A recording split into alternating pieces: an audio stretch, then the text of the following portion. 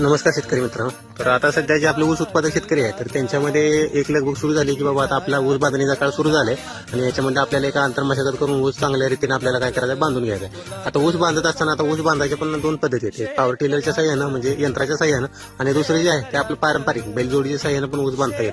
आता या दोन्हीमध्ये कुठली पद्धत चांगली आहे किंवा कुठल्या पद्धतीने गेल्यानंतर आपली मशागत आहे तर ती चांगल्या रीतीने होत असते. तर आता या दोन्हीमधले एक फरक किंवा कंपॅरिझन करून मी तुम्हाला सांगतो. शेवटी तुम्हाला कुठली पद्धत आवडते किंवा कुठली तुम्हाला पडते ते कमेंट बॉक्समध्ये तुम्ही सांगा.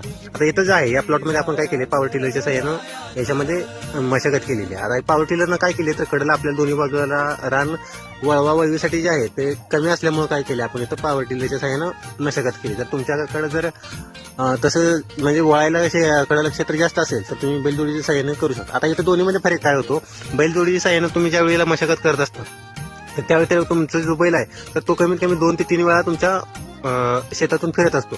पहिल्यांदा बैल नांगर असेल, त्याच्यानंतर दात्री आवत असेल किंवा परत जो आपण रेझर मारतो तर त्याच्या साह्यानं. इथं काय होतंय, पॉवर टिलरच्या साह्यानं करायला गेला तर एकाच वेळेस तुमची जी सगळी कामं आहेत तर ती होत असतात. आता बऱ्याच वेळेला काय होतं माहिती आहे का, आता इथं पाहायला गेलं तर इथं काय केले, ज्यावेळेस आपण पॉवर टिलरच्या साह्यानं मशागत करतो त्यावेळेस ते चौकोनी बॉक्स टाईप मध्ये इथं जे आपल्याला पाहू शकता, हा पॉवर टिलरच्या साह्यानं जर मशागत केली तर इथं बेड टाईप तयार होतोय. परंतु बैलजोडीच्या साह्यानं केलं तर तिथं बेड टाईप होत नाही, तर तिथं काय असते असं व्ही आकाराची सरी तयार होत असते. जेणेकरून त्यात काय होते माहिती आहे का, जे पाणी आहे ते खालच्या साईडला कमी बसते आणि वरच्या साईडला जास्त बसते.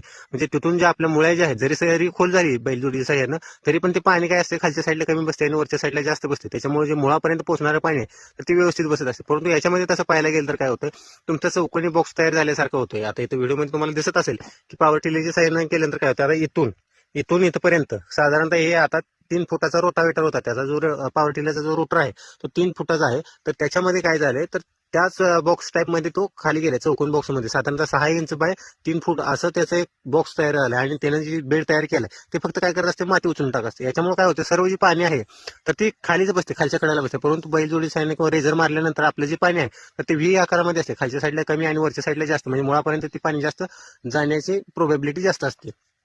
तर हे होते. आणि दुसरं एक महत्वाचं म्हणजे काय, ज्यावेळेस आपण पॉवर टिलरच्या साह्याने मशागत करत असतो अशा वेळेला काय करते पॉवर टिलर, फक्त काय करते माती उचलून ती उसाच्या बुडाला टाकायची. त्यावेळेस ती काय असते, माती पोकळ असते. परंतु ज्यावेळेस तुम्ही बैलच्या वेळेस रेझर घालता त्यावेळेस ती माती कशी असते, दाबत नेत असते. त्याच्यामुळे काय होते, ते आपल्या उसाला ऑलरेडी एक म्हणजे भक्कम असं काय होतंय त्याला म्हणजे आधार भेटत जातो आणि ज्यावेळेस तुम्ही पाणी देताय त्यावेळेस ती माती परत पकडून घट्ट होते. तर अशामुळे काय होतं, तर ती थोडीशी म्हणजे चांगली बाजू किंवा सेफ बाजू आपल्याला पाहायला मिळते तिथं. आणि तसं पाहायला गेलं तर बैलांच्या साह्याने जर मशागत केला तर तुमचं रानाचं जे घट होण्याचं प्रमाण आहे तेही फार कमी असते. परंतु त्याच्यामध्ये आता हल्ली कसं झाले, बैल जोडी मिळणं कठीण झाले.